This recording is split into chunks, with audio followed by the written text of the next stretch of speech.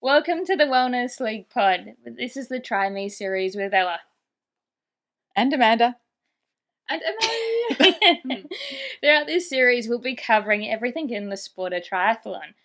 This starting from your first race. Right up to competing in sprint, Olympic, 70.3 and full Ironman, giving you the best tips from our experiences in the sport.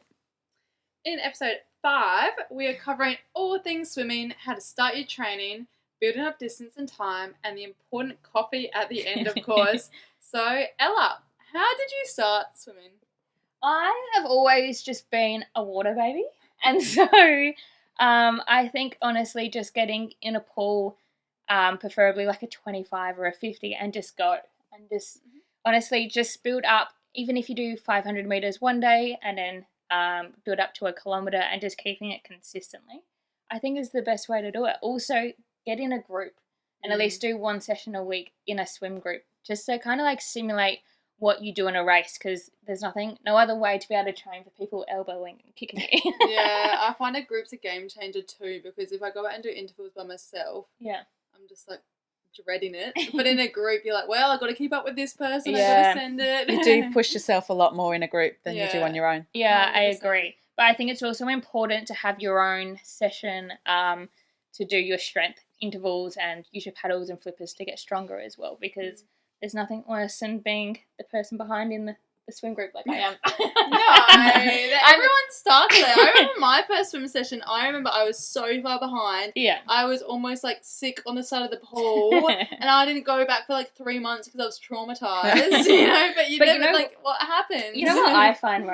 although I am the one at the back, I'm the person who can keep going and I don't get gas at the end of the set, whereas everybody else is like, oh my God, I need like a minute break in between, and I just turn and I can just keep going. So at the same time, I overtake you all. But the tortoise in the hair or whatever. Yeah, exactly. What kind of drills do you enjoy doing? I'm going to say, like, just on the back of that, if you're at the back, it's not cheating to have fins. True. So if you need fins to help you keep up with everyone, I also find fins are really good to give you a good feel for the water. Yeah. Because they make you go a bit faster and actually you get to see what it feels like to swim well. Well, in my defence, people we swim with are double my height and their hands and feet are double the length as well. So between paddles, flippers? Yeah, between the flippers and paddles, I'm almost even with them when I swim with my paddles and flippers. So some of the drills I would do have fins on. Yep. And do catch up. So just so you can practice being really long in the water. Yep. Practice having your belly in and catch up and single arm drills. I think any drills as well to help get your feet towards the water and your hips up is really important as well, because once your feet start sinking, that's when you start to drag a lot. I think doing a lot of things where you can either tie your feet together, like we said earlier, with a bike tube or a booty band. Even what's the foam block called? The pool boy? Yeah, using a pool boy between your feet really kind of helps lift your legs. So that's also a good one. Onto that too is I find a really good one for your high elbows is to drag your thumb along your body. And it sounds weird, but you almost want to like imagine like leaving a red mark. Like that's how you want to imagine. So all the way up and then forward and all the way up and forward, because it's really easy to go out wide. Yeah. And also using that black, if you have the lane to yourself, using that black line down the middle. So I know when I started, I crossed over a lot. So good to think of, the 2 times and like going either side of the black line there. Yeah, exactly. And I think if you're having any problems with your swimming, get a coach early so you can start getting your technique right before you start getting the distance getting extra long, because you don't want to be swimming like 2 and 3K sessions and not having your technique right. Yeah. And that's what so technique. It is. And that's why it's good to have some swims during the week on your own so you can practice technique. Yeah, absolutely. And then coming into a race, a lot of races in Australia and the world are in the ocean. How important is it to get into the ocean swims, and how would you recommend getting from a pool to an ocean swim? One, it's really important because you have to get used to not having a black line down there, and sometimes swimming where you can't see your hands as well because it's so green or brown depending on where you are. So you need to get used to that because that can really freak people out. And try and find a group that's open water swimming so that you can see, like, go with some other people so you feel a bit more comfortable. Yep. Yeah, and going into that as well, I think it's just important to just get in the open water. Like, it's like, going into the race at the end of the day, most of the time you're going to be in open water, and that might be fresh water or it might be an ocean, but you really got to practice that, because if a wave does come up, like, on your right and you only breathe on your right, what if that wave splashes you? Like, it's great if you can get into a swimming style where you can also leave and, like, swim, like, breathe on your left if you need to, if those waves are coming from the right hand side. So yeah, it's like Amanda said, just like grabbing a group or like going down with friends or having someone on the beach, like make sure they're watching you. Even somebody kayaking next to you. Yeah, great idea. You have a bit of a guide.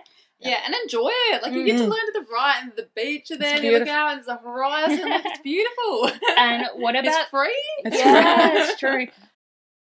Big news time. We have a big brand new sponsor for the Wellness League podcast. So, can you guess who it is? Hi, I'm Lana from Live and Breathe Active, or LAB, a small family-run business run by a group of passionate people that, well, we live and breathe this shit. Whether it's run, swim, cycle, or try, we make gear to get you through those tough training sessions. We help you get up before sunrise, and we will still be there with you well after sunset. You will see us before you hear us, with bespoke prints designed by artists just for you. We are driven by our values and are focused on performance and community. And we are super proud to be partnering with the Wellness League podcast in the Try series. Find out more or shop online at liveandbreatheactive.com. We can't wait to have you as part of the crew. How good is that, hey? Discount codes and the link will be in the bio. But you know what? Let's go back to the pod. What about going into a lake somewhere? So if you're in SA, like a West Lake swim before you go into the ocean as well. Yeah, I prefer the ocean myself, and that's just me, like, loving the actual feeling of the ocean. Okay. It's the Queenslander in you. Yeah, it's a Queenslander in me. Yeah, I agree. Yeah, I'm in my Queensland sandwich right now.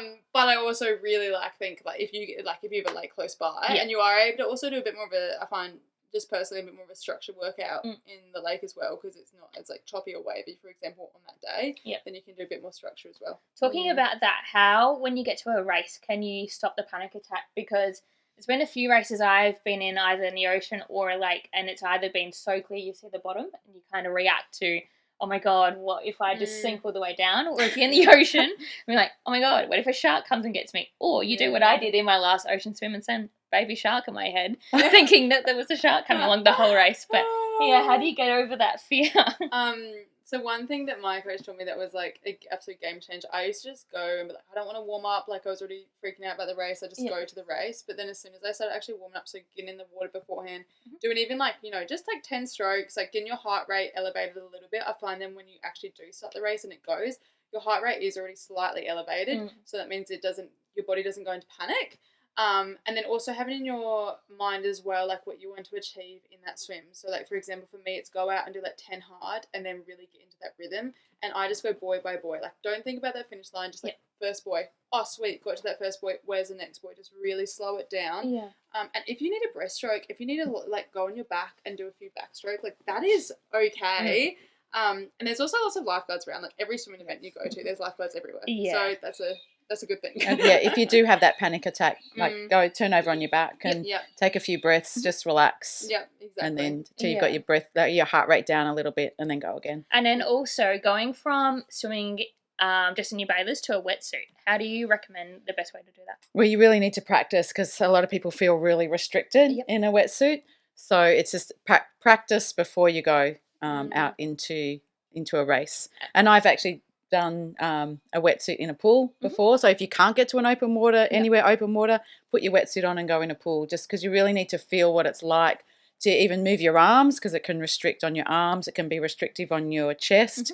But once you're in it and you've got it fitting well, it's great, because it helps you float and you go faster. And also not using a surf wetsuit, but using an actual triathlon wetsuit. Yes. No, it's normal to take a long, long, long time to put your triathlon suit on. It takes a long time. Yes. What's your fast tip to get your wetsuit off when you come out of the water?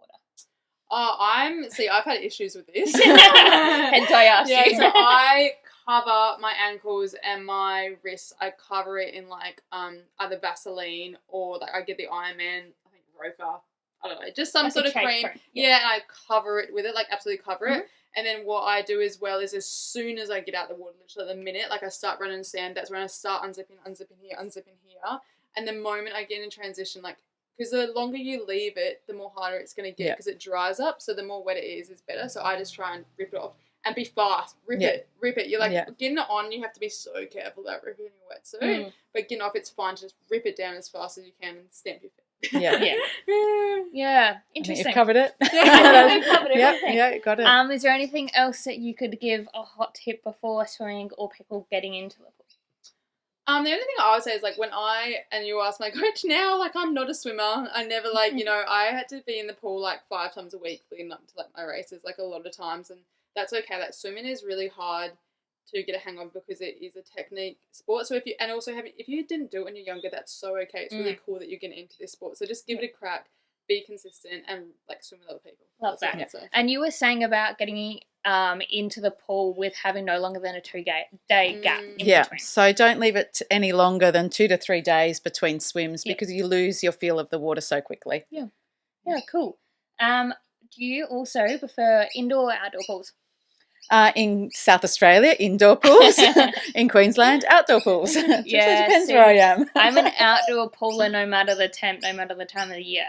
I would say I'm an outdoor pool person, but I'm kind of the same. Give me the ocean in Queensland anytime. Tell me I'm an Adelaide girl. Well, thank you so much for listening to this podcast. It will be on Spotify and YouTube as a video and Apple Podcasts. In the meantime, go and follow us on the socials at the Wellness League Pod and at discovering_ET. Amanda, you are? I am TriFit on YouTube, TriFit with Tim and Amanda, and on Instagram, trifit.tim.amanda. And Emily, where you are? Just on Instagram, Emily Barrett 101. Cool. Yeah. I'll tag the Strava links in the bottom as well so you can go and follow us training. Thanks heap for Live and Breathe for giving us a lovely tops to wear. How good are these? These are so comfy. There is a discount code also in the show notes. But we'll see you next Friday. Bye. Bye. So good, guys. So good. Cute.